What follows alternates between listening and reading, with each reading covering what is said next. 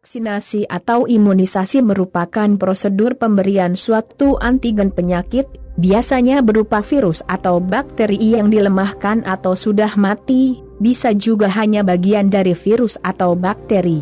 Tujuannya adalah untuk membuat sistem kekebalan tubuh mengenali dan mampu melawan saat terkena penyakit tersebut. Sebenarnya, sistem kekebalan tubuh terhadap suatu penyakit bisa terbentuk secara alami saat seseorang terinfeksi virus atau bakteri penyebabnya.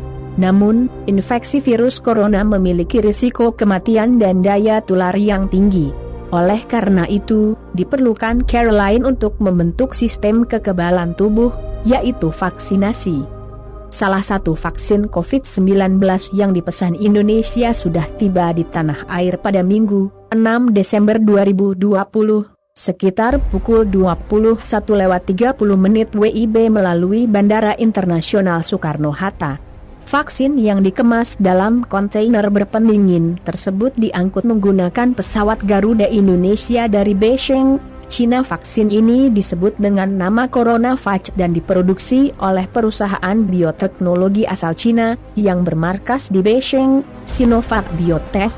Perusahaan yang satu ini memang fokus pada bidang riset, pengembangan, pembuatan hingga komersialisasi vaksin-vaksin untuk mencegah terjadinya penularan penyakit pada manusia.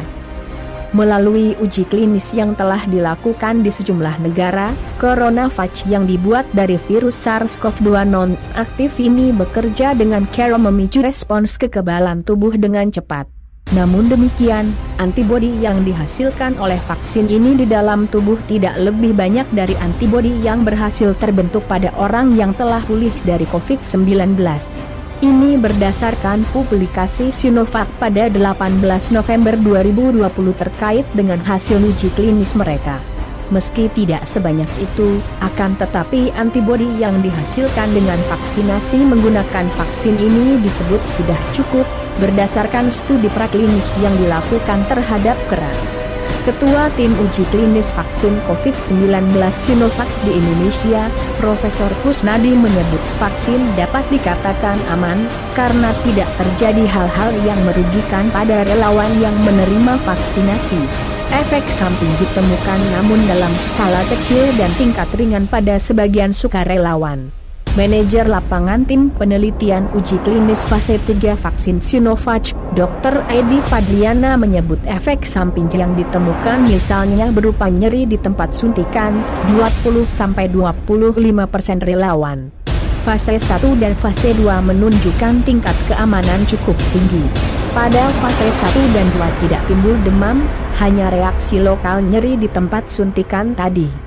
Presiden Joko Widodo pada hari Rabu 13 Januari 2021 menjadi orang pertama Indonesia yang divaksinasi vaksin COVID-19.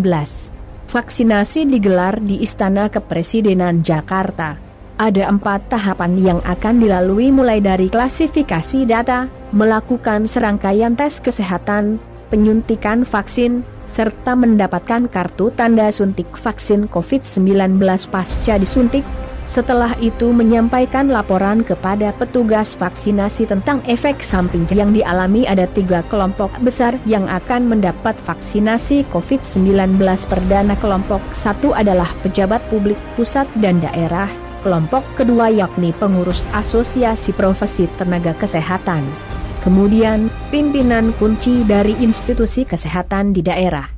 Sementara, kelompok 3 vaksinasi perdana menyasar pada tokoh agama di daerah.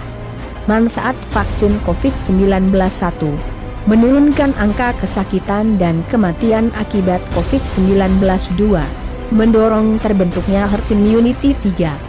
Meminimalkan dampak ekonomi dan sosial. Berikut beberapa kelompok orang yang tidak boleh mendapatkan vaksin. 1. Orang dengan alergi. 2. Anak-anak. 3. Orang yang memiliki gangguan imunitas. 4. Wanita hamil.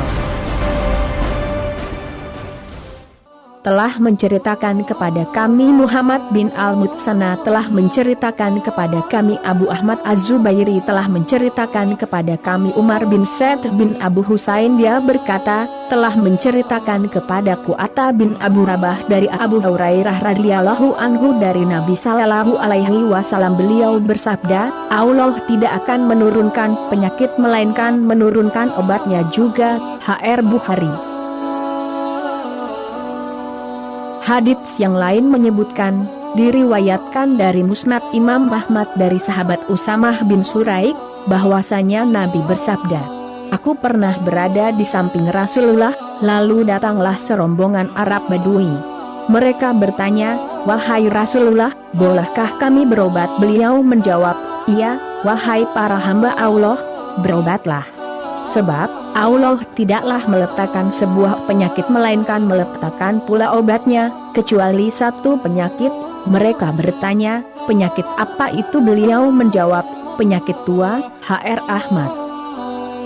Menjaga diri dari penyakit pun juga dianjurkan oleh Rasulullah SAW. Rasulullah SAW menggaris bawahi jika obat yang digunakan haruslah yang halal. Rasulullah SAW bersabda, sesungguhnya Allah telah menurunkan penyakit dan obat bagi setiap penyakit, maka berobatlah dan janganlah berobat dengan yang haram. HR Abu Dawud.